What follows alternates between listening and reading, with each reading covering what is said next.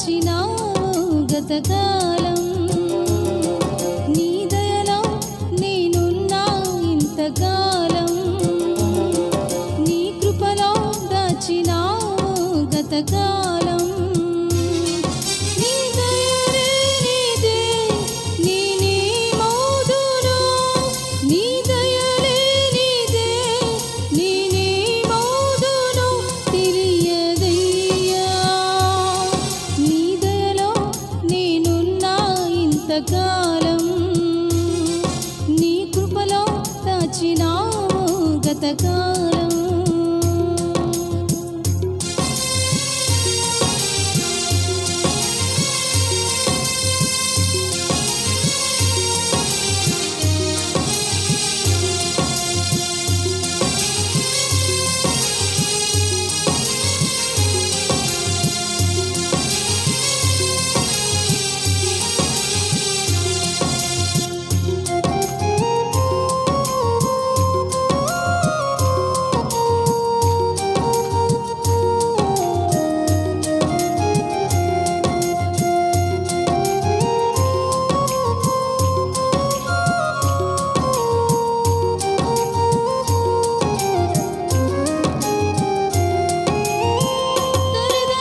చూపిస్తారు ఎనలేని ప్రేమను ఇలాలో చేయాలని ఆశిస్తారు అందరంత గొప్పవారిగా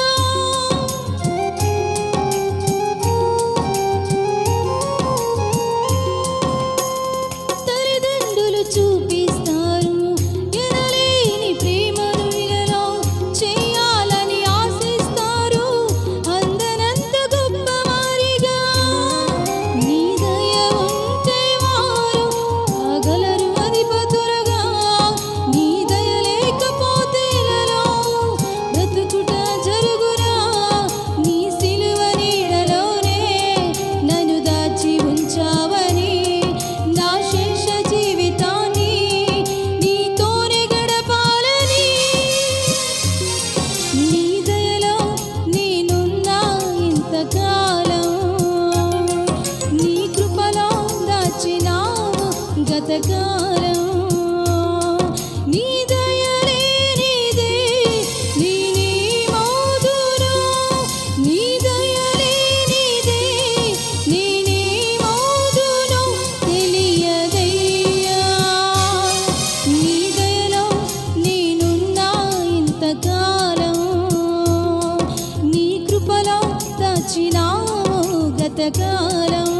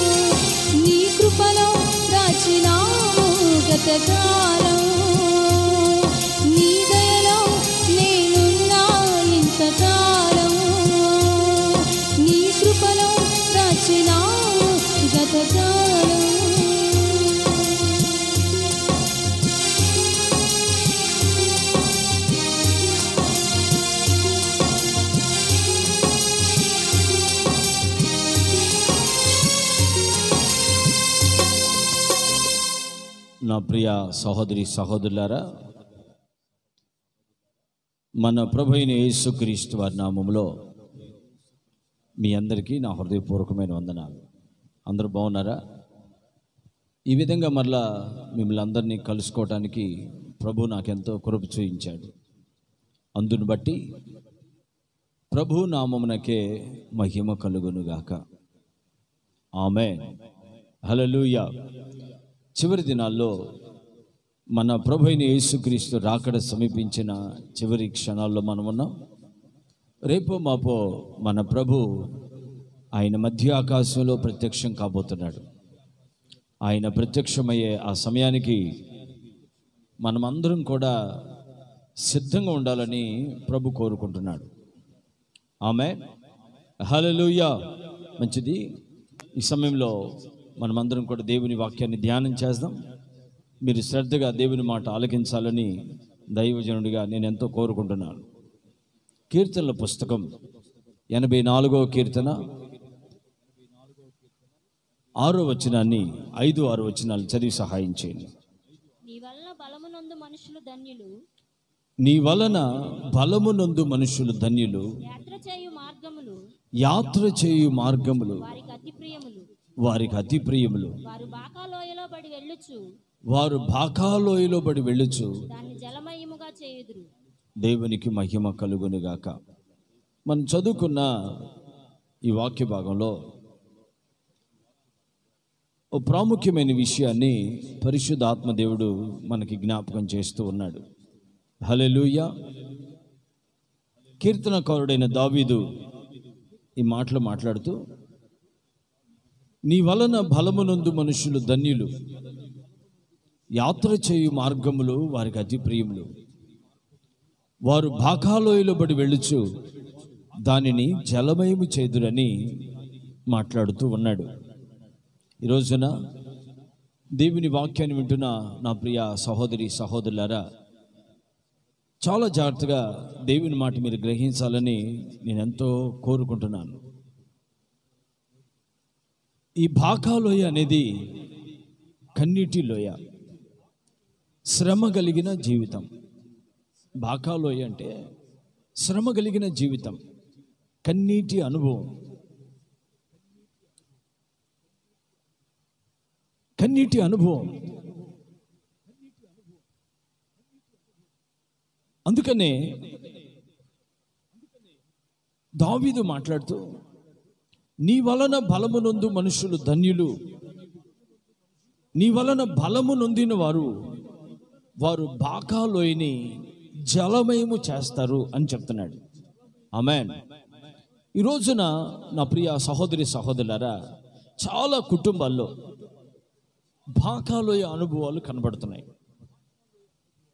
చెప్పాలంటే నేటి సార్వత్రిక సంఘానికి ఇప్పుడున్న ఈ పరిస్థితి ఒక బాకాలోయ లాంటిది. పరిశుద్ధాత్మదేవుడు మనందరితో మాట్లాడునుగాక. ఇప్పుడు మనం ఎదుర్కొంటున్న ఈ సమస్య ఒక బాకాలోయ లాంటిది. చాలామంది వారి ఆత్మీయ జీవితంలో వారికి ఎదురవుతున్న సమస్యలను బట్టి వారి ఆత్మీయ జీవితంలో ఓడిపోతున్న సందర్భాలు మనకి కనబడుతున్నాయి.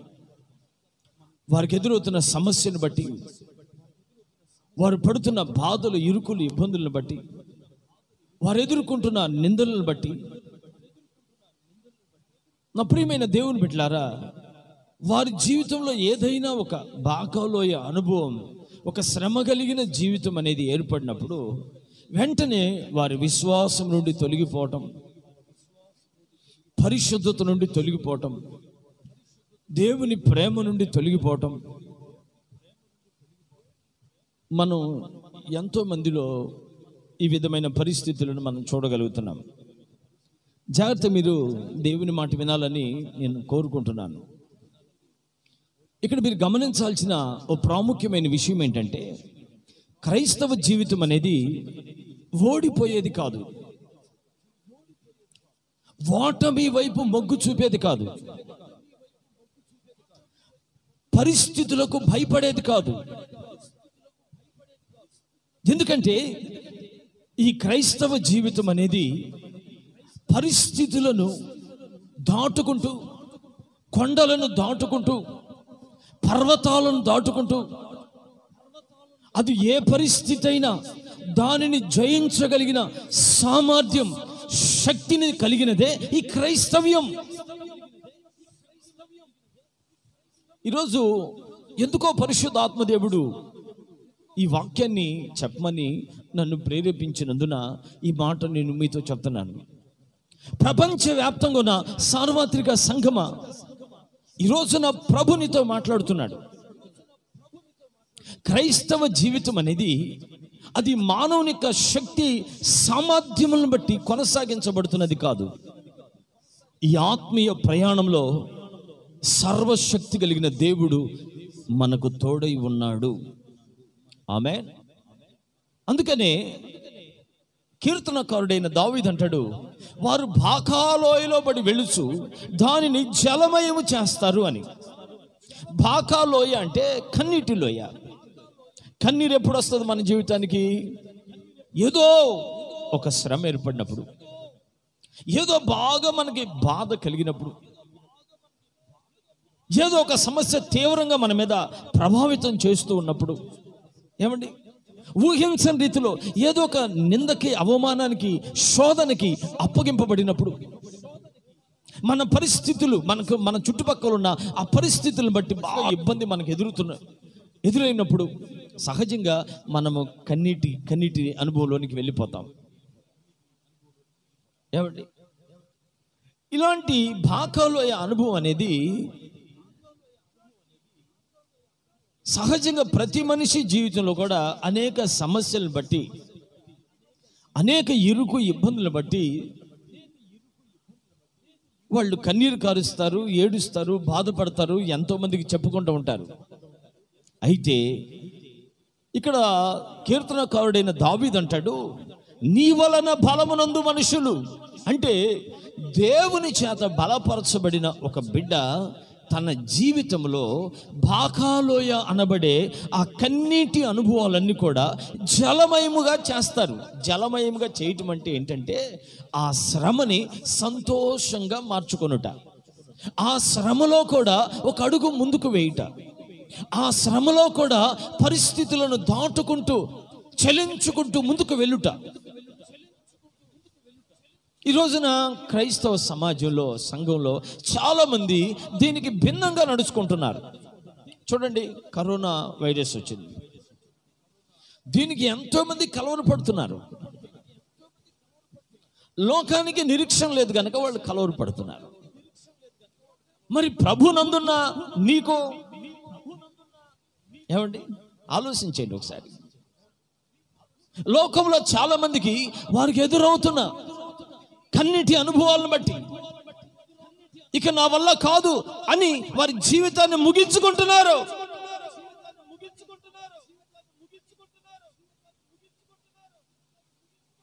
ఈ వార్త విని, ఏమండి, ఈ వార్త విని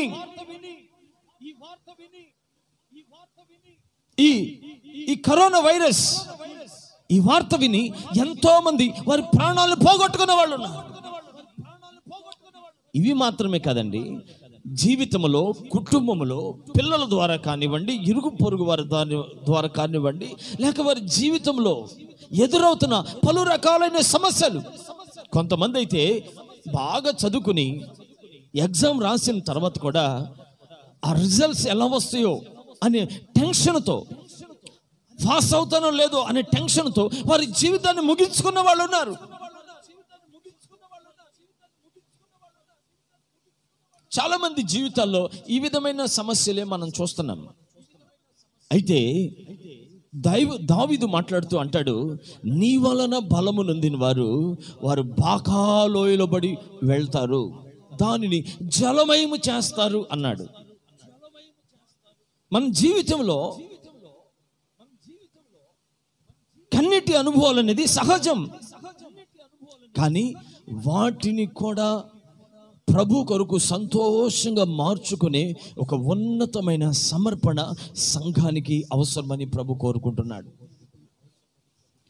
ఒకవేళ ఈ కన్నీటి అనుభవం కరువుగా నీ యొద్దకు రావచ్చు, వ్యాధిగా నీ హృదయపు వాకిటిని తట్టవచ్చు.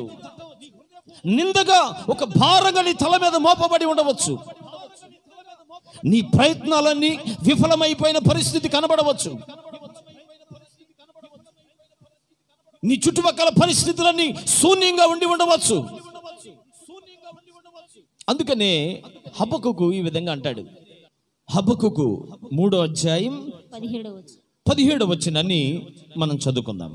అంజూరపు చెట్లు పూయకుండినను, అంజూరపు చెట్లు పూయకుండినను, ద్రాక్ష చెట్లు ఫలింపకపోయినను, ద్రాక్ష చెట్లు ఫలింపకపోయినను, ఒలివ చెట్లు కాపు లేకయుండినను, ఒలివ చెట్లు కాపు లేక ఉండినను, చేనిలోని పైరు పంటకు రాకపోయినను, చేనిలోని పైరు పంటకి రాకుండా ఉండినను, గొర్రెలు దొడ్డిలో లేకపోయినను, గొర్రెలు దొడ్డిలో లేకుండా ఉండినను, సాలలో పశువులు లేకపోయినను, సాలలో పశువులు లేకుండా ఉండినను, నేను యెహోవా యందు ఆనందించేదను. దేవునికి మహిమ కలుగును గాక.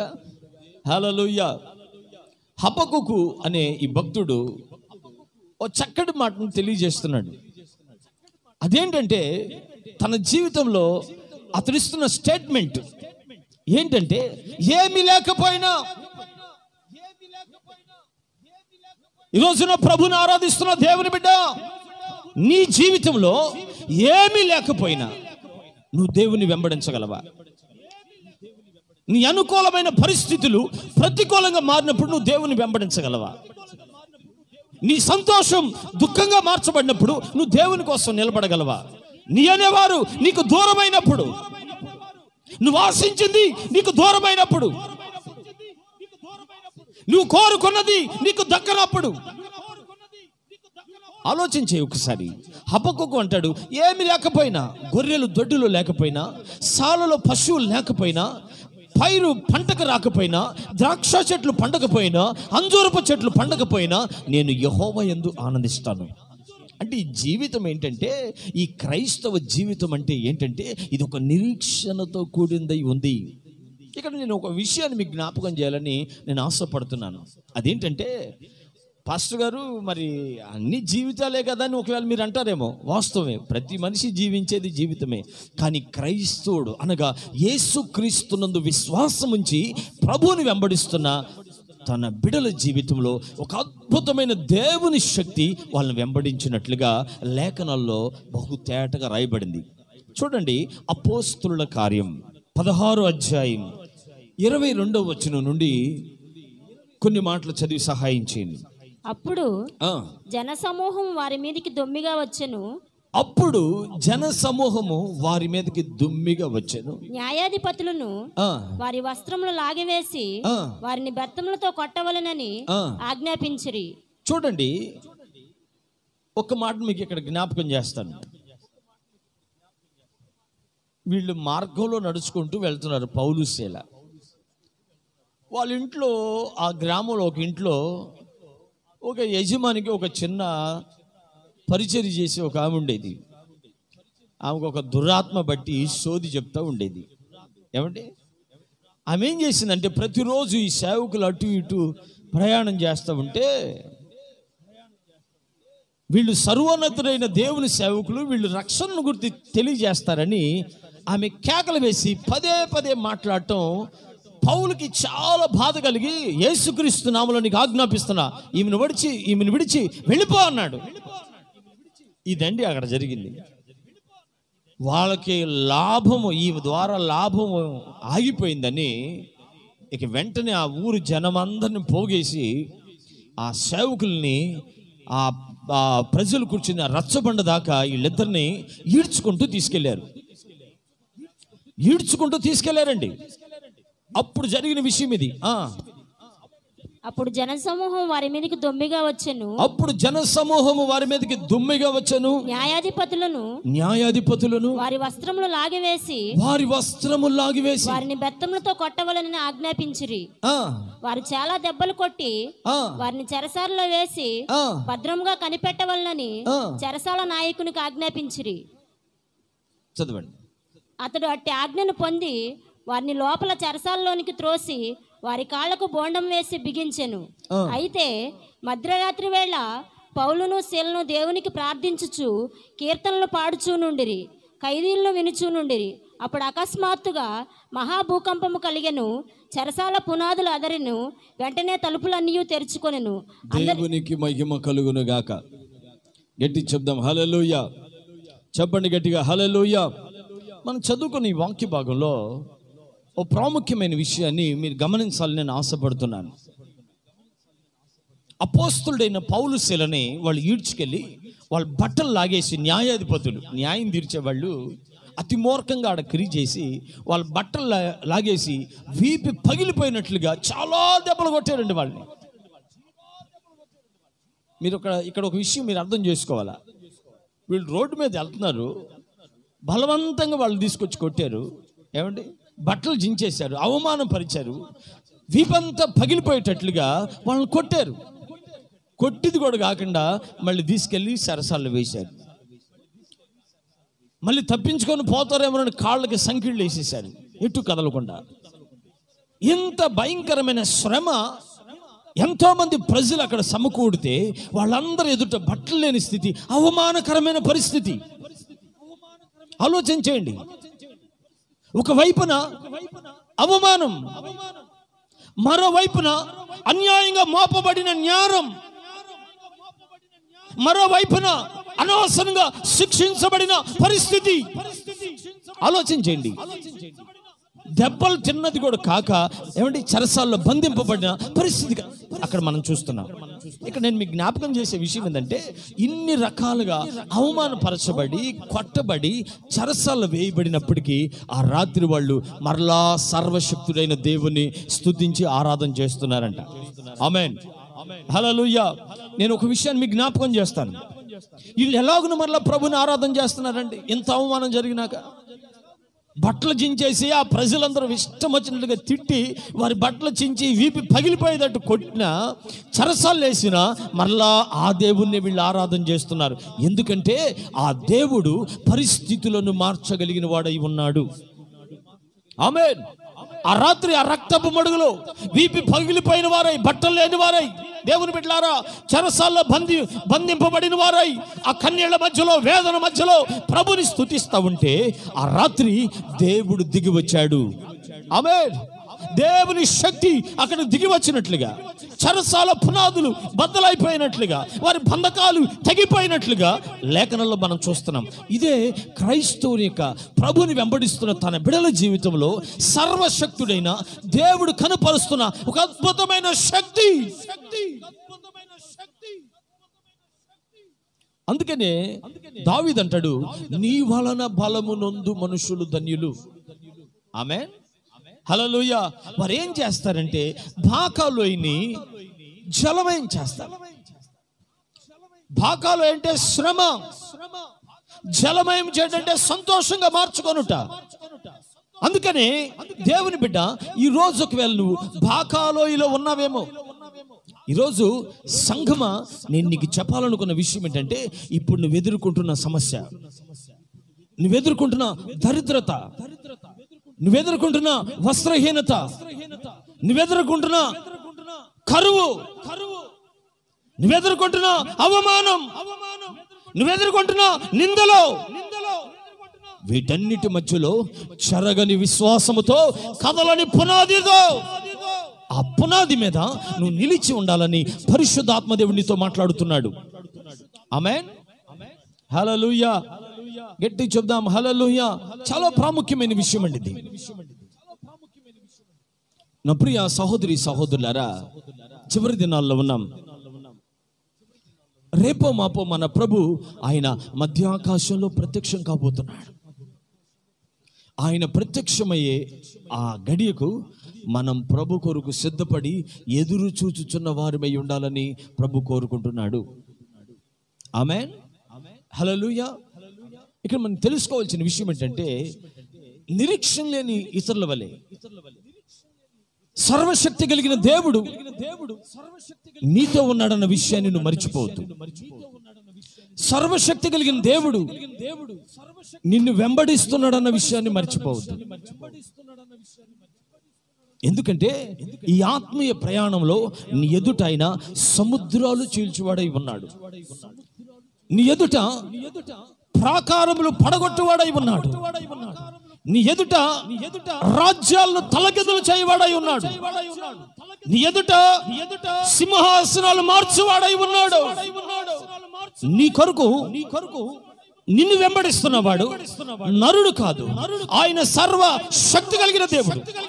అందుకనే దేవుని చేత బలపరచబడిన సంఘమ పరిస్థితులకు భయపడక, పరిస్థితులను బట్టి అధైర్యపడక, ఏమవుతుందో, ఏమి జరుగుతుందో, నా పరిస్థితి ఎలా ఉంటుందో అనే ఆలోచన, ఆ బలహీనత నీలోనికి రాకుండా ఈ రోజున సంఘానికి ఉండవలసిన ఓ ప్రాముఖ్యమైన అనుభవం ఏంటంటే, ప్రతి అనుభవంలో ప్రతి శోధనను కూడా సవాళ్లతో తీసుకొని దానిని జలమయముగా మార్చగలిగిన ఆ ఉన్నతమైన బలము నువ్వు దేవుని వలన పొందుకున్న వ్యక్తిగా నీవు ఉండాలి. కొరింథీయులకు రాసిన 2వ పత్రిక 1వ అధ్యాయం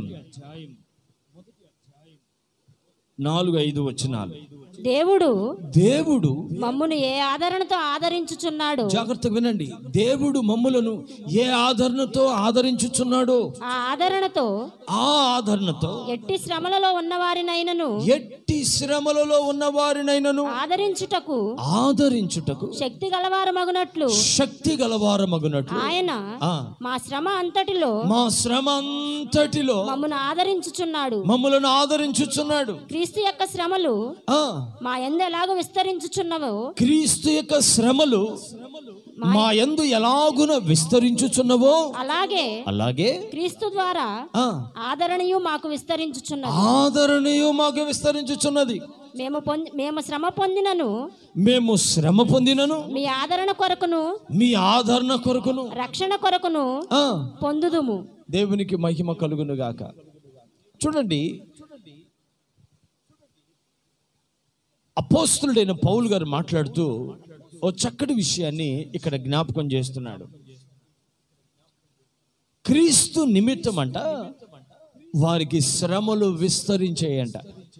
ఆమేన్, హల్లెలూయా. వారికి శ్రమలు ఎంతగా విస్తరిస్తున్నాయో అంతగా ప్రభు వలన వారు ఆదరణ పొందుతున్నారంట. వారు పొందుతున్న ఆదరణ ఎలాంటిది అంటే, వారి వరకు పొందే ఆదరణ కాకుండా, వారు ఆదరించబడటం మాత్రమే కాకుండా, ఏమండి, అనేకులు ఆదరింపబడే విధానంలో వాళ్ళు దేవుని చేత బలపరచబడుతున్నట్లుగా ఇక్కడ మనం చూస్తున్నాం. చాలాసార్లు మన జీవితంలో మన మొట్టికి నెమ్మది ఏమైనా దొరుకుతుందేమో, ఆదరణ దొరుకుతుందేమో అని మనం ఎదురు చూస్తూ ఉంటాం. కానీ ఇక్కడ దైవజనుడు చెప్తున్న విషయం ఏంటంటే, క్రీస్తు నిమిత్తం మాకు శ్రమలు విస్తరిస్తున్నాయి. ఆ శ్రమలలో దేవుని వలన మేము ఆదరించబడుతున్నాం.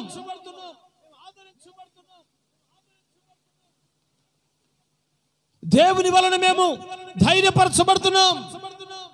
ఇక్కడ నేను ఫస్ట్లో మీకు చెప్పాను, ఇక్కడ ఈ విషయాన్ని మీరు గమనించాలి. అదేంటంటే, ఈ క్రైస్తవ జీవితంలో దేవుడు మనల్ని వెంబడించువాడు, బలపరచువాడు, నడిపించువాడు, ఆదరించువాడై ఉన్నాడని మర్చిపోకూడదు. ఆమేన్, హల్లెలూయా. అందుకని దైవజనుడైన పౌలు గారు అంటాడు, మేము దేవుని వలన ఆదరించబడుతున్నాం. అంటే ఎలాంటి పరిస్థితులు ఆదరించబడుతున్నారండి? 8వ వచనం నుండి కిందకి చదవండి. సహోదరులారా, ఆసియాలో మాకు తటస్థించిన శ్రమను గూర్చి మీకు తెలియకుండా మాకు ఇష్టం లేదు. అదేదనగా మేము బ్రతుకుదు మన నమ్మకము లేక ఉండునట్లుగా. చూడండి, ఎంత ఘోరమైన శ్రమ అండి ఇది. మేము బ్రతుకుదుము అనే నమ్మకం మాకు లేకుండానట్లుగా మా శక్తికి మించిన అత్యధిక భారము వలన కృంగిపోయారంట. మరియు మృతులను లేపు దేవుని అందే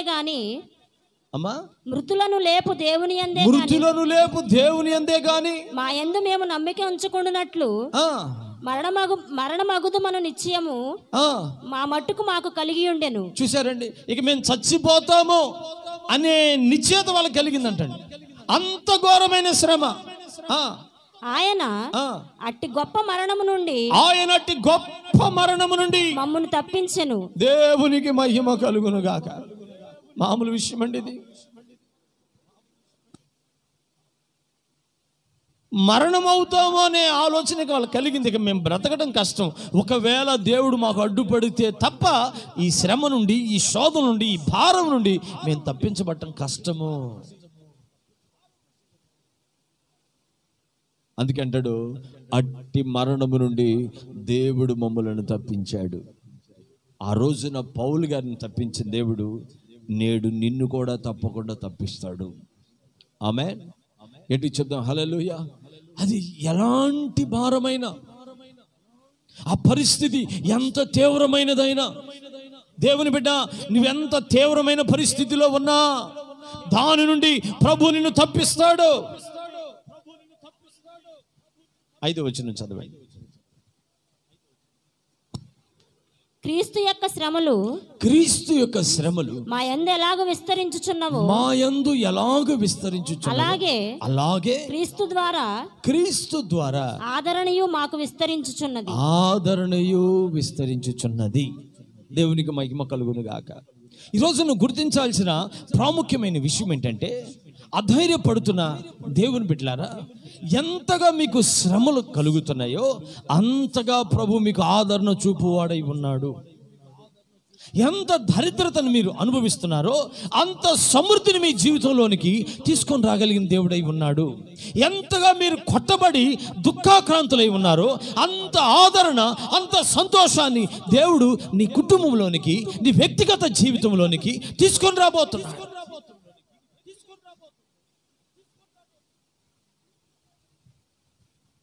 అందుకని సంఘానికి ఒక సమర్పణ అవసరం అండి. చాలా మంది సమర్పణలో ఉండరు. ఏమండి, చాలా మందికి సమర్పణ ఉండదు. సమర్పణ లేని వాళ్ళు ఎలా ఉంటారంటే ఎగిరెగిరి పడుతూ ఉంటారు. సమర్పణ లేని వాళ్ళు ఎలా ఉంటారంటే ప్రతి చిన్న విషయానికి సొనుగుతూ ఉంటారు.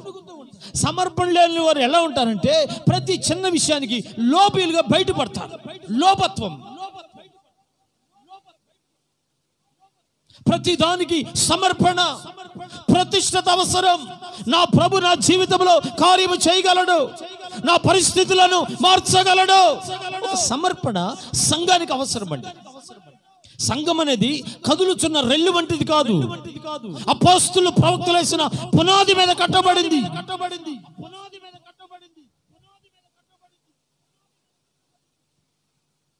ఏమండి, ముఖ్యమైన మూలరాయిగా మన ప్రభు అయిన యేసుక్రీస్తు ముఖ్యమైన మూలరాయిగా ఆయన వేయబడితే ఆ రాతి మీద అపోస్తులు ప్రవక్తలు పునాది వేశారు. ఆ పునాది మీద, ఆ ఉపదేశం మీద, ఆ క్రమంలో, ఆ ప్రతిష్టలో కట్టబడేదే సంఘం. ఏమండి, ప్రతి చిన్న విషయానికి చాలా మంది కదులుతుంటారు, రెల్లు వల్లే కదులుతుంటారు.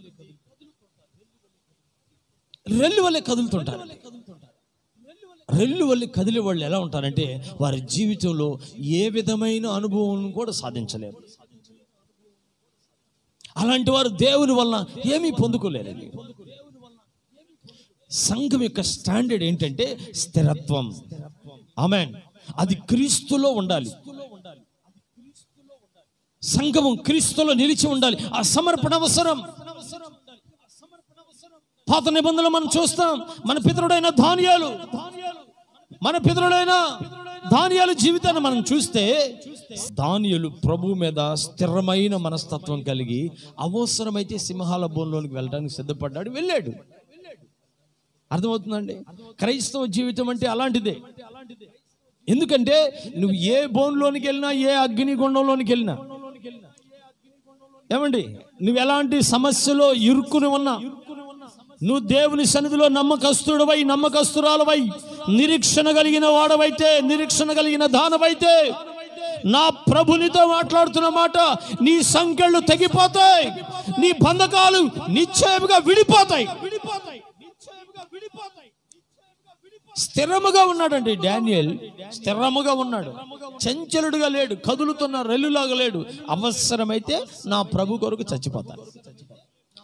ఈ సమర్పణ సంఘానికి అవసరం అండి. ఈ సమర్పణ అవసరం. ఈ సమర్పణ ఉన్నవాళ్ళు కరువుకి భయపడరు.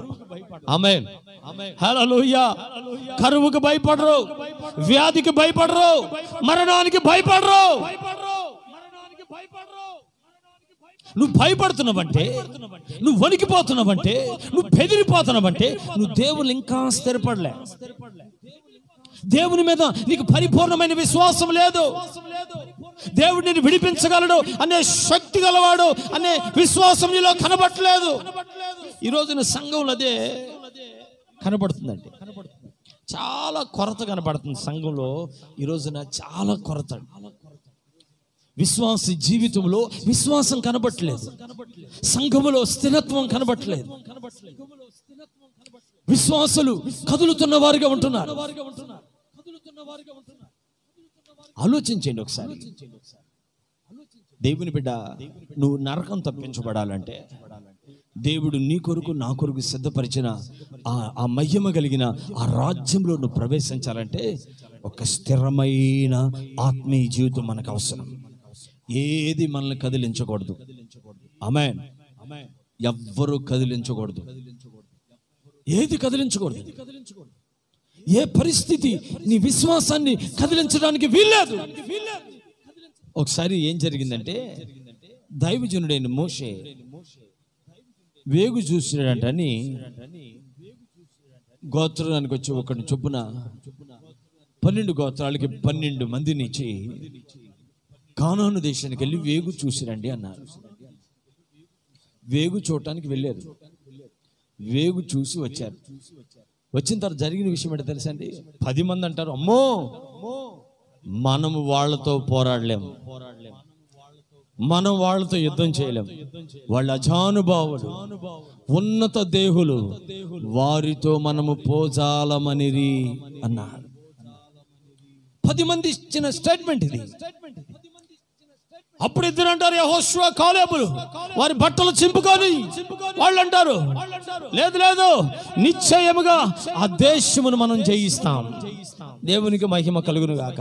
యెహోవా మన యందు ఆనందించిన యెడల ఆ దేశాన్ని మనం కబ్జా చేస్తాం. వాళ్ళ ఎదుట మనం మిడతల్లాగా కాదు, వాళ్ళే మన ఎదుట మిడతల్లాగా ఉన్నారని వాళ్ళు మాట్లాడారు. ఆలోచించి, దేవుని చేత ఈ రోజున సంఘము బలపరచబడాలి. ఆమేన్, హల్లెలూయా. చాలా మంది మనుషులు తమ్మును తామును బలపరుచుకుంటారు. కొంతమంది డబ్బుతో బలపరుచుకుంటారు, బంధుత్వంతో బలపరుచుకునేవాడు, ఆస్తిపాస్తులతో, పేరు ప్రఖ్యాతులతో తమ్మును తామును బలపరుచుకుని స్థిరపరుచుకునే వాళ్ళు కొంతమంది ఉన్నారు ఈ లోకంలో. అలాంటి వారు శ్రమ వచ్చిన వెంటనే వారి పరిస్థితులు, వారి పునాదులన్నీ కదిలిపోతాయి. సంఘంలో చాలా మంది ఈ విధమైన పరిస్థితి కలిగి ఉన్నారు. నేడు యేసు ప్రభువు వారు చాలా స్పష్టంగా చెప్పాడు, ఒకడు నా మాట విని దాని చొప్పున చేయవాడు బండ మీద తన ఇంటిని కట్టిన బుద్ధిమంతుని పోలి ఉంటాడు. ఒకడు నా మాట వినియు ఆ ప్రకారంగా చేయని వాడు ఇసుక మీద తన ఇల్లును కట్టిన బుద్ధిహీనుని పోలి ఉంటాడు. వాన వచ్చాయి, గాలి వీచింది, వరదలు వచ్చాయి, ఆ ఇంటిని కొట్టినాయంట. దేవుని మాట విని ఆ మాట చొప్పు చేసిన వాడు బండ మీద తన ఇంటిని కట్టుకున్న ఆ స్థిరత్వమైన స్థితిలో వాడు నిలబడిపోయాడు. దేవుని మాట విని కూడా ఆ మాట చొప్పును చేయక తన సొంత ఇష్టానుసారంగా కట్టిన వాడు ఆ ఇల్లు కూలిపోయినట్లుగా లేఖనంలో మనం చూస్తాం. ఆలోచించండి, ఒకసారి ఆలోచించండి. దేవుని బిడ్డ, ఈరోజు నువ్వు కదలటానికి గల కారణం ఏంటి తెలుసా? నువ్వు బలహీనమైపోవడానికి గల కారణం ఏంటి తెలుసా? నువ్వు విశ్వాసంలో కృంగిపోవడానికి గల కారణం ఏంటి తెలుసా? శ్రమ రాంగాల్ని, నింద రాంగాల్ని, ఏమండి, చిన్న చిన్న అవమానం రాంగాల్ని వెంటనే నీ ఆత్మీయ జీవితాన్ని ఎందుకు విడిచిపెడుతున్నావు తెలుసా? కారణం ఏంటంటే ఇప్పుడు వరకు నువ్వు నీ ఇష్టం వచ్చినట్లుగా కట్టబడ్డావు. నీ సొంత ఆలోచనతో కట్టుకున్నావు నీ జీవితాన్ని. ఎవరో చెప్పినట్లుగా కట్టుకున్నావు, లేకపోతే నీకు తెలిసినట్లుగా కట్టుకున్నావు. అది కాదు కట్టడం అనేది. అపోస్తలులు, ప్రవక్తలు వేసిన పునాది మీద నువ్వు కట్టబడాలి. ఆ పునాదికున్న ముఖ్యమైన మూలరాయి యేసుక్రీస్తు. అది కదలదు. ఆమేన్. నీ జీవితము కదలకుండా ఉండాలంటే నీ కుటుంబం కదలకుండా ఉండాలంటే ఈ లోక సంబంధమైనది ఏ పరిస్థితి నిన్ను గాని, నీ కుటుంబాన్ని గాని, నీ సంపదను గాని, నీ కలిగిన సమస్తమును కదిలించకుండా ఉండాలి అంటే నువ్వు దేవుని చేత కట్టబడే వ్యక్తివై ఉండాలి. ఆమేన్, హల్లెలూయా. నువ్వు దేవుని కాపుదల్లో ఉండాలి. నువ్వు దేవుని ఆలోచన చేత ఆ పరిశుద్ధమైన నడిపింపులో, అపోస్తుల సహవాసములో కదలని వాడవై నువ్వు కట్టబడాలి. ఆమేన్, హల్లెలూయా. అలా నువ్వు కట్టబడితే నీకెన్ని శ్రమలు విస్తరిస్తున్నాయో అంత ఆదరణ నా ప్రభు దగ్గర నుంచి నీ దగ్గరికి వస్తానే. ఆమేన్. మరొక మాట కూడా బైబిల్లో ఉంది, మనం చదువుకుందాం. ఫిలిప్పీ పత్రిక 2వ అధ్యాయం చదవండి. 16వ వచనం నుండి కొన్ని మాటలు. అట్టి జనము మధ్యను మీరు జీవవాక్యమును చేత పట్టుకొని లోకమందు జ్యోతుల వలె కనబడుచున్నారు. అందువలన నేను వ్యర్థముగా పరిగెత్తలేదనియు, నేను పడిన కష్టము నిష్ప్రయోజనము కాలేదనియు క్రీస్తు దినమున నాకు అతిశయ కారణముగా కలుగును. దేవునికి మహిమ కలుగును గాక. 15వ వచనం కూడా ఒకసారి చూడండి. మీరు మూర్ఖమైన వక్రజనముల మధ్య నిరపరాధులను, నిష్కలంకులను, అనింద్యులైన దేవుని కుమారులగునట్లు సణుగులను, సంశయములను మాని సమస్త కార్యములను చేయుడి. అట్టి జనము మధ్యను,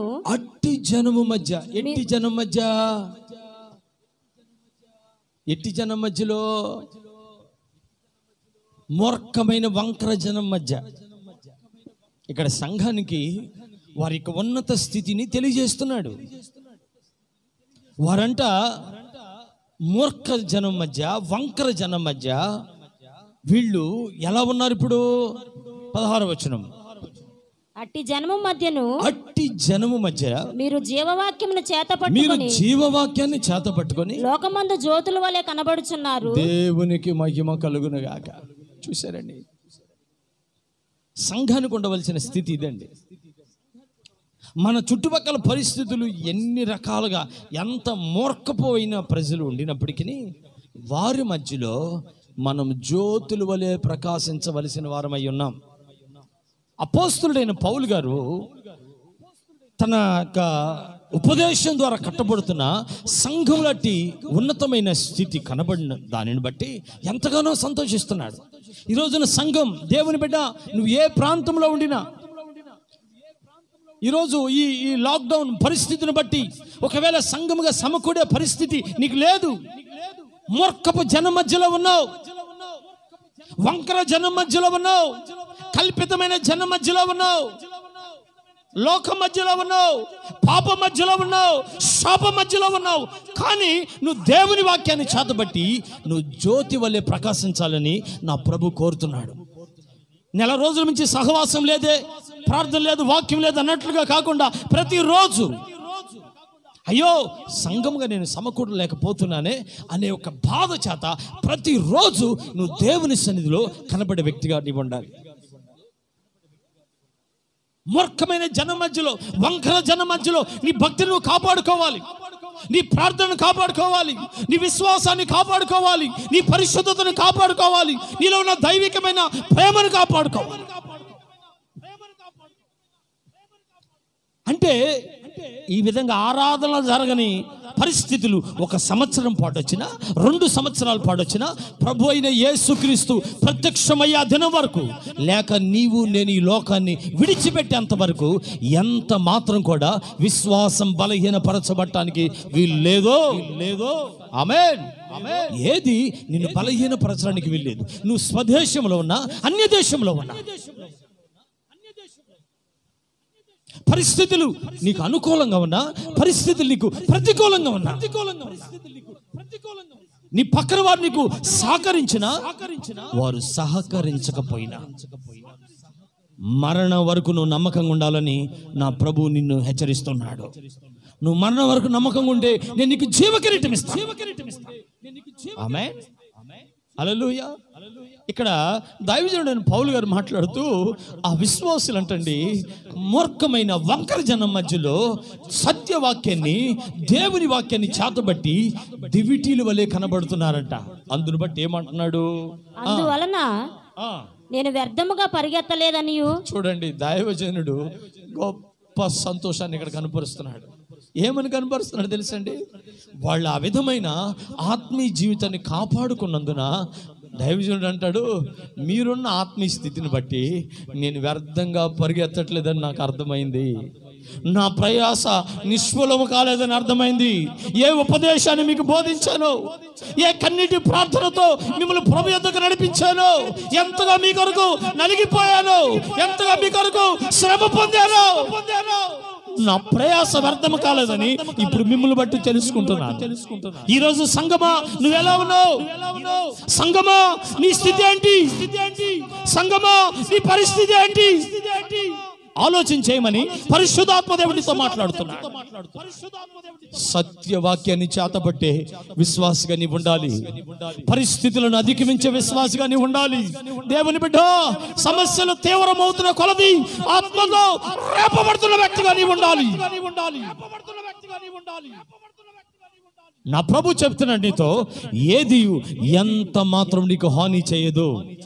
ఆమేన్, హల్లెలూయా. పరిస్థితులు తీవ్రమవుతున్నాయా? దేవుడు నీకు సమీపంగా ఉన్నాడని గుర్తుపెట్టుకో. నిన్ను విడిపించుటకు, నిన్ను ఆదరించుటకు, నీ కన్నీళ్లు తుడవడానికి, నీ బంధకాలు తెంచడానికి ఆయన నీతో ఉన్నాడు. ఆమేన్, హల్లెలూయా.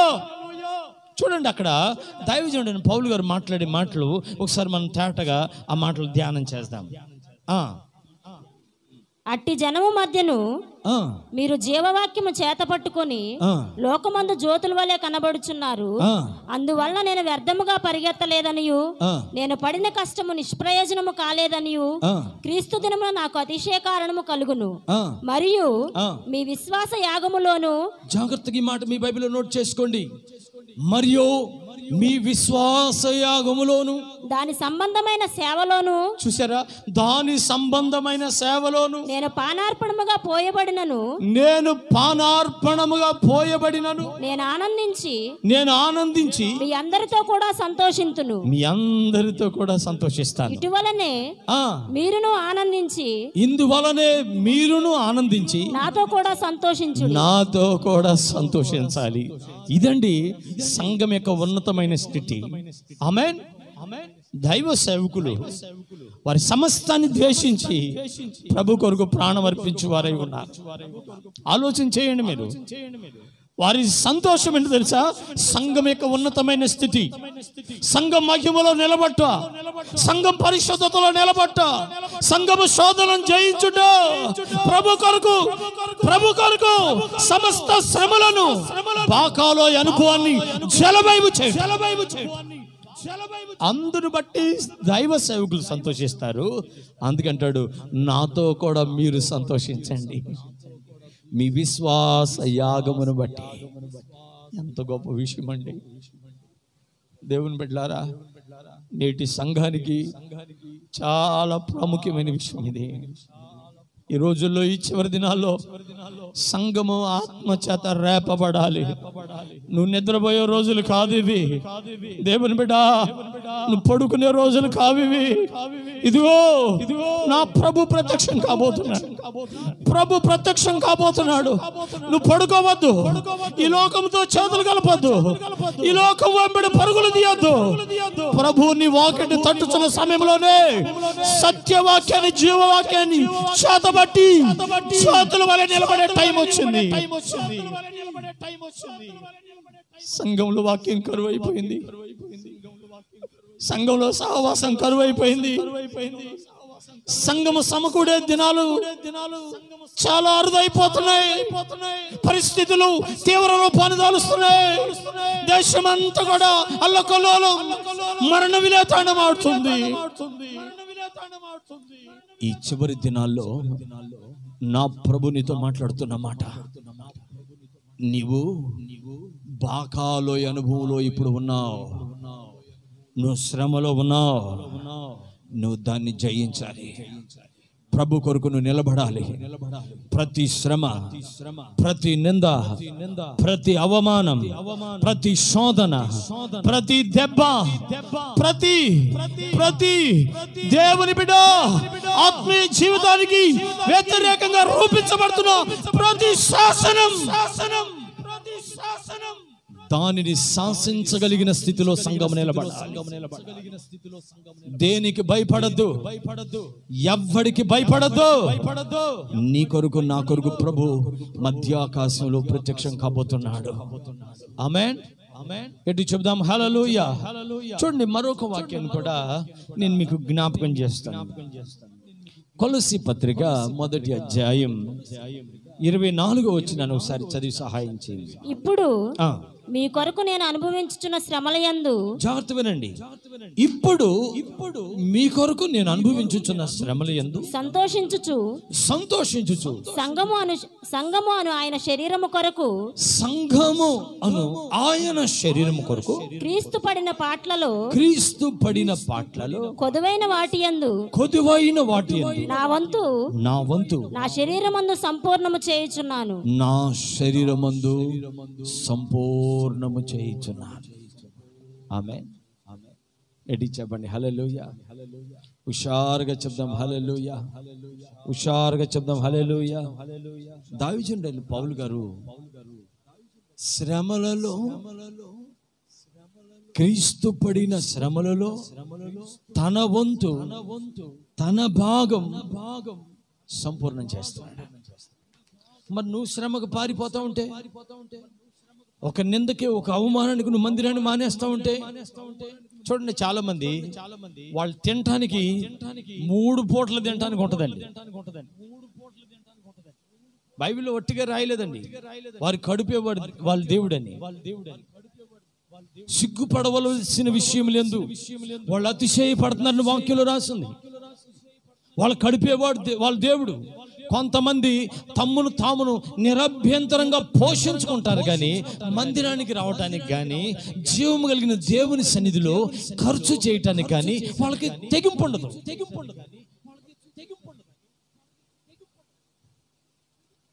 అందుకనే సంఘానికి ప్రభు చెప్తున్న మాట ఏంటంటే, దావీదుడైన పౌలు గారు తన శ్రమలలో తాను సంపూర్ణం చేస్తున్నాడంట. తన వంతు తాను ఏం చేయాలో, ఎంత శ్రమ పడాలో, ఎంత దుఃఖపడాలో, ఎంత వేదన పడాలో, ఎంతగా కష్టపడాలో అంతగా కష్టపడి తన పొందుతున్న శ్రమలో తాను సంపూర్ణం చేస్తున్నాడంట. అలాగైతే పౌలు గారి జీవితంలో దేవుడు ఎలాగో శ్రమ అనుభవించాడో, సంఘముగా ప్రతి ఒక్కరి జీవితంలో కూడా మన వంతు, మన భాగం మనం అనుభవించవలసిన వారమై ఉన్నాం. అందుకని వాక్యంలో రాస్తాడు, శ్రమ దినాన నువ్వు కృంగిన వాడవైతే చాతగాడి వాడివి అని. ఏమండి, శ్రమ దినాన కృంగిపోయేవాడు అయితే నువ్వు చాతగాని వాడివి. ఏమి చేతగాలేదు నీకు? నీ శ్రమలో దేవుని మీద ఆధారపడటం చేతగాలే. ఏం చేతగాలేదు నీకు? నీ శ్రమలో దేవునికి కన్నీరు కార్చడం చేతగాలే. అర్థం చేసుకోండి ఒకసారి. శ్రమ దినాన నువ్వు కృంగిన వాడవైతే చాతగాని వాడు. ఒకసారి దైవజనులు సురేష్ అయ్య ఒక మంచి ఉదాహరణ చెప్పారు. అదేంటంటే, ఒక రోజు ఒక కప్ప ఎగురుకుంటూ వచ్చి ఒక పెరుగు బకెట్లో పడిందంట. మా ఆత్మీయ తండ్రి, ఆత్మీయ నాయకులు సురేష్ అయ్య చెప్పారు, ఒక కప్ప ఎగురుకుంటూ వచ్చి పెరుగు బకెట్లో పడిందంట. పెరుగు బకెట్లో పడి ఏం చేయాలో అర్థం కాక చాలా నిస్పృహలోకి వెళ్ళిపోయింది. ఇక చచ్చిపోవటమేరా నేను ఈ పెరుగులో పడి అని మొత్తానికి పీకల దాకా మునిగిందంట. ఆ మునిగిన తర్వాత దానిలో ఒక నిరీక్షణ కలిగింది. అదేంటంటే, కాళ్ళు చేతులు కొట్టడం స్టార్ట్ చేసిందంట. కాళ్ళు కొట్టి చేతులు కొట్టి, కాళ్ళు కొట్టి చేతులు కొట్టి, ఏమండి ఆ కప్ప మొత్తానికి ఆ బకెట్లో కాళ్ళు కొట్టి చేతులు కొట్టి కాళ్ళు కొట్టి తన శక్తి సామర్థ్యాలు ఉపయోగించి మొత్తానికి కాళ్ళు చేతులతో కొట్టి పెరుగును మజ్జిగ చేసిందంట. దేవునికి మహిమ కలుగును గాక. పెరుగును మజ్జిగ చేసి ఎగిరి బయటపడిందండి. క్రైస్తవ జీవితం కూడా అలాంటిదండి. ఇక నా పని అయిపోయింది, నీ పని అయిపోయింది కాదు, నిన్ను విడిపించగలిగిన ఆయన ఒక ఆయన ఉన్నాడు. ఇక నేను చచ్చిపోతున్నా, నిన్ను స్వస్థపరచగలిగిన ఒక ఆయన ఉన్నాడు. నేను పడిపోయి నిన్ను లేవనెత్తగలిగిన ఒక ఆయన ఉన్నాడు. భయపడకు. నీకు ఏర్పడిన శ్రమ వెనక దేవుని ఆశీర్వాదం దాగి ఉంటుంది. ఆమేన్. నీకు ఏర్పడిన నింద వెనక ఒక పూదండ దాగి ఉంటుంది. అందుకే ప్రభు నీతో చెప్తున్న మాట ఏంటంటే, నా ప్రియ సహోదరి సహోదరులారా, సంఘానికి ఒక హెచ్చరిక.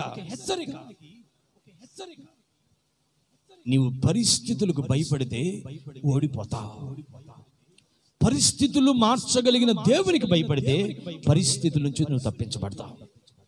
ఆమేన్. హల్లెలూయా. నువ్వు పరిస్థితులకు భయపడితే ఓడిపోతావు. సముద్రానికి భయపడి మునిగిపోయాడు పేతురు. ఆలోచన చేయండి. చాలాసార్లు మన జీవితంలో, మన విశ్వాస జీవితంలో, ఆత్మీయ జీవితంలో, సంఘ సహవాసంలో ఇలాంటి పరిస్థితులు ఎదురవుతున్నాయి. అందుకని దినమున ప్రభునితో చెప్తున్న విషయం ఏంటంటే, పరిస్థితుల వైపు చూస్తే ఓటమి పాలవుతావు. పరిస్థితులు మార్చగలిగిన దేవుని వైపు చూస్తే తప్పకుండా జయాన్ని పొందుతావు.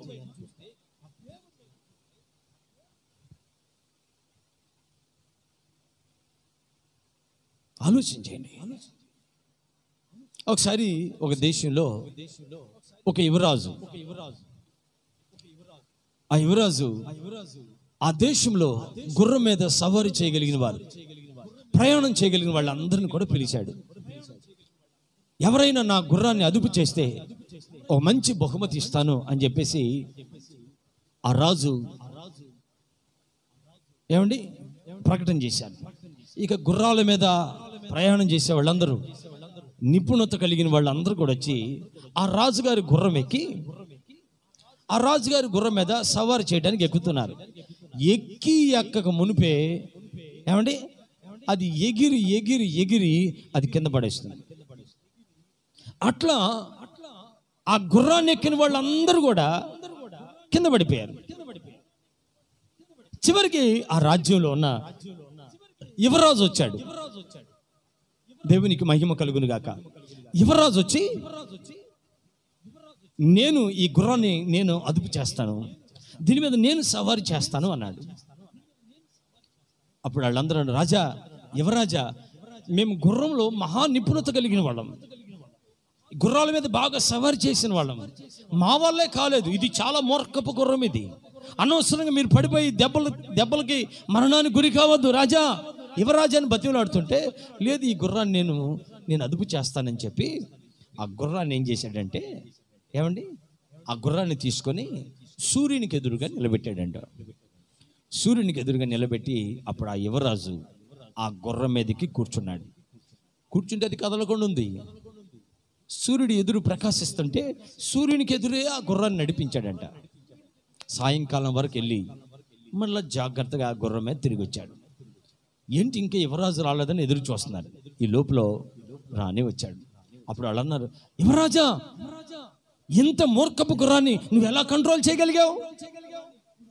మాకు చెప్పి రహస్యం అని అంటే ఆయన, ఏం లేదు, సింపుల్, ఈ గుర్రం దాని నీడను చూసి అది భయపడి ఎగిరి అందరిని పడేసింది.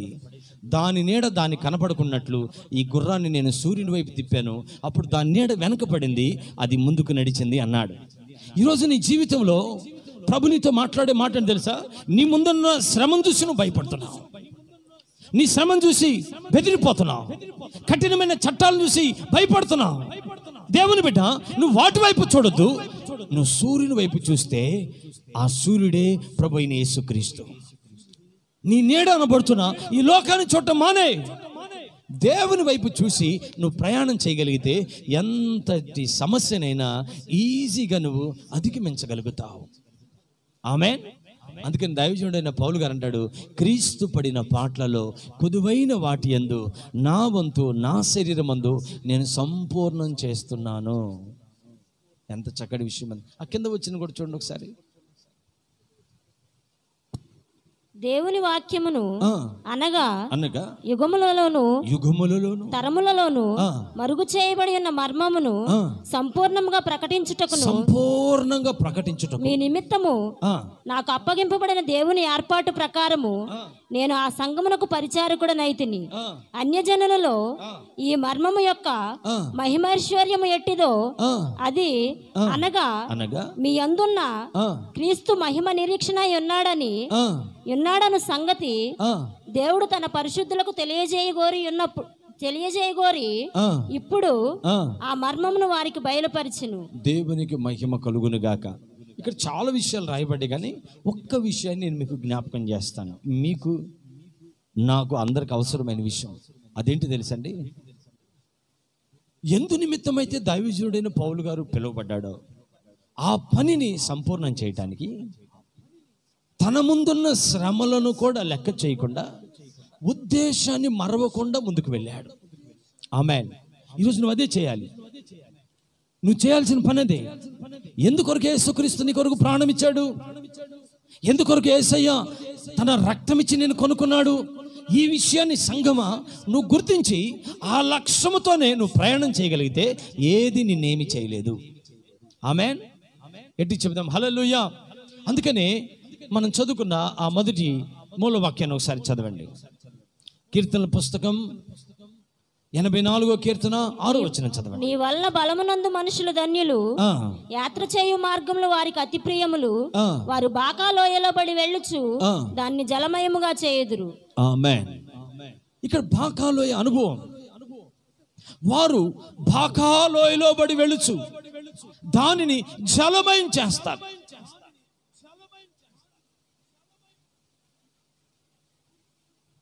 బాకా లోయ అనుభవం. ఇక్కడ ఒక విషయం మీకు జ్ఞాపకం చేయాలి. బాకాలోయ అనుభవం ఎందుకంటే ఒక ఉన్నతమైన మహిమ కొరకు మనం సిద్ధపడటానికి. దేవునికి మహిమ కలుగును గాక. ఒక ఉన్నతమైన మహిమ కొరకు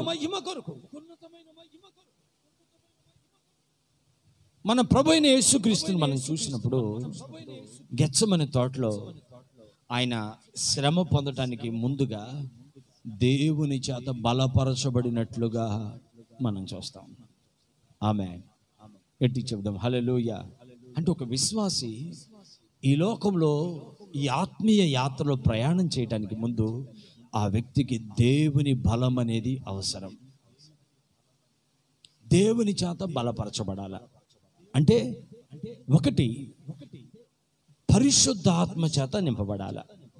రెండో అనుభవం సంఘ సహవాసం, అపోస్తుల సహవాసంలో ఉన్నతమైన ఉపదేశం చేత బలపరచబడాల. ఒకటి దేవుని శక్తి అనబడుతున్న పరిశుద్ధాత్మ, రెండోది దేవుని వాక్యం చేత. ఈ రెండు అనుభవాల చేత ఏ విశ్వాస అయితే బలపరచబడతారో వాళ్ళు బాకాలోయని జలమయం చేస్తారు. అంటే వారి కన్నీటి అనుభవాలు, వారికి ఉన్న దుఃఖము, వేదన, ఇదంతా కూడా వారు ప్రభు కొరకు సంతోషంగా మార్చుకుంటారు. మీకు అర్థమయ్యేటట్లు ఒక మాట చెప్పనా? అపోస్తులుడైన యోహాను పద్మాస్ దీవిలో ఉన్నప్పుడు ఆయన తీసుకుని వెళ్ళి కాగుతున్న నూనెలు వేశారంటాడు. ఏమండి ఆలోచన చేయండి. అలాంటి భయంకరమైన శ్రమ పొందిన అపోస్తులుడైన యోహాను ఆయన అంటాడు, ప్రభు దినముందు నేను ఆత్మవశుడై ఉండగా ఆత్మను తీసుకుని పరలోకానికి వెళ్ళిపోయింది అంటాడు. ఆమేన్. ఎట్టి చెప్తాం హల్లెలూయా. ఎంత గొప్ప విషయం అండి. మనకు ముందుండిన ఆది సంఘం పరిస్థితులకు భయపడలేదండి. యేసుక్రీస్తుని గురించి ప్రకటించొద్దు అన్న ఒక వైపున భక్తులు హతసాక్షులుగా మార్చబడుతున్నా, సంఘము బహుగా హింసింపబడుతున్నా, ఈ గ్రామంలో శ్రమ ఉంటే పక్క గ్రామంలోకి వెళ్ళి స్వార్థను ప్రకటించారు. ఈ రోజున సంఘములో ఇలాంటి ఉజ్జీవం పెరగాలని పరిశుద్ధాత్మ దేవుడు కోరుకుంటున్నాడు. దేవుని బిడ్డ, నీకు శ్రమ విస్తరించే కొలది, నీ చుట్టుపక్కల పరిస్థితులు బిగుసుకుపోయే కొలది జీవవాక్యాన్ని నువ్వు చేతబట్టాలి. నువ్వు సత్యవాక్యాన్ని చేతబట్టాలి. నశించిపోయే ఆత్మల మధ్యలో జ్యోతిగా వెలగాలి. అందుకే ఈ దినమున ప్రభు నీతో మాట్లాడుతున్నాడు. ఏది ఎంత మాత్రం మీకు హాని చేయదు. ప్రభు కొరకు నిలిచి ఉండండి. శ్రమలకు భయపడబాకండి. శోధనలకు భయపడబాకండి, నిందలకు అవమానాలకు భయపడబాకండి, మన ముందు విలేతానమాడుతున్న తెగుళ్లకు భయపడబాకండి. వాక్యం సెలవిస్తుంది, సంఘం ఎదుట పాతాళలోక ద్వారములు కూడా నిలువనారో. వాక్యం సెలవిస్తుంది, నిన్ను కాపాడువాడు కునుకోడు నిద్రపోడు. సంగమా ఆయన యందు విశ్వాసం ఉంచి కదలిని వారై స్థిరముగా ఉండి రాకడ కొరకు ఎదురు చూడండి, సిద్ధపడండి. రేపు మాపో ప్రభు మధ్యాకాశంలో ప్రత్యక్షం కాబోతున్నాడు. అట్టి కృప ప్రభు మనకు అనుగ్రహించునుగాక. ఆమేన్. అందరు కళ్ళు మూసుకోండి, చిన్న ప్రార్థన చేసుకుందాం. స్తోత్రం స్తోత్రం స్తోత్రం స్తోత్రం స్తోత్రం. పరిశుద్ధుడా పరిశుద్ధుడా పరిశుద్ధుడా యేసయ్యా నీకు స్తోత్రాలు స్వామి. మన మధ్యలో లచ్చనగూడెం ప్రాంతంలో సేవ చేస్తున్న దైవజనులు పాస్టర్ ప్రభు కుమార్ గారు ప్రార్థన చేస్తారు. ఆశ్రయం మీద ఆశ్రయుడైన యెహోవా దేవా, మీ యొక్క పరిశుద్ధమైన ఘనమైన నామమునకు మహిమ చెల్లిస్తున్న ప్రభువా, ఇటు సమయంలో నా తండ్రి మీ యొక్క దాసులను అభిషేకించిన తండ్రి అయా, మీ యొక్క ప్రజలకు కావలసిన ప్రతి మాటను కూడా నా తండ్రి తేటగా సూటిగా మాకు బయలుపరిచినందుకే మీకు స్తోత్రాలు. జీవాధిపతి మీ నామానికి మహిమ చెల్లిస్తున్న ప్రభువా, మీరు మాతో మాట్లాడిన ప్రతి మాటకే మీకు స్తోత్రాలు. సర్వశక్తిమంతుడా మీ నామానికి మహిమ చెల్లిస్తున్న ప్రభువా, అయా ఈ యొక్క అంత్యకాలంలో మేము ఎలాగను జీవించాలో, అయా మీ మీద ఎలాగను మేము ఆదరణ పొందాలో మీరు మాతో మాట్లాడిన ప్రతి మాటకే మీకు స్తోత్రాలు నాయన.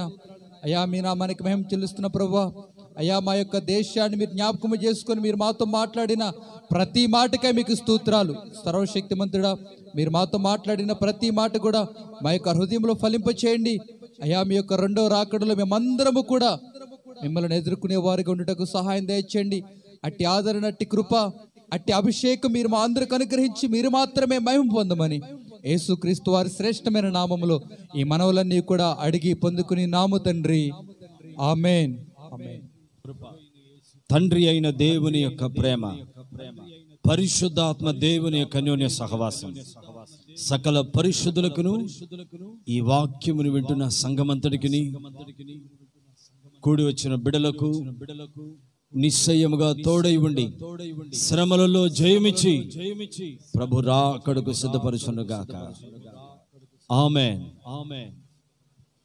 అందరు కొందనాలు గమనించండి. తప్పక ఈ వీడియో మెసేజ్ మీరు వినండి, అలాగే మా కొరకు ప్రార్థన చేయండి. ఇంకా అనేక విషయాలు ప్రభు బయలుపరిచిన ప్రతి విషయాన్ని సార్వత్రిక సంఘమునకు అందించాలని ఎంతో ఆశపడుతున్నాం. తప్పక వాక్యాన్ని విని మీరు మానక ప్రార్థన చేయాలని దైవజనునిగా మీకు తెలియజేస్తూ ఈ మాటలు ముగిస్తున్నా. ప్రభు మిమ్మల్ని దీవించునుగాక. ఆమేన్.